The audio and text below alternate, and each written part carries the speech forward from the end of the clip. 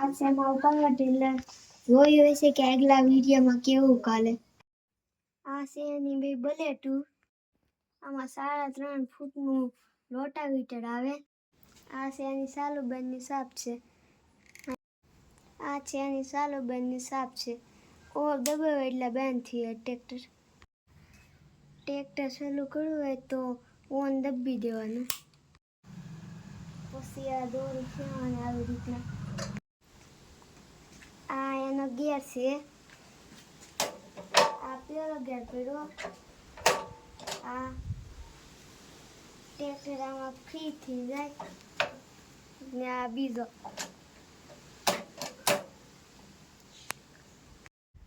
આ એનો બીજો ગેર. આમાં 3 ગેર આવે. આ દબાવવાથી ટ્રેક્ટર આગળ હાલે.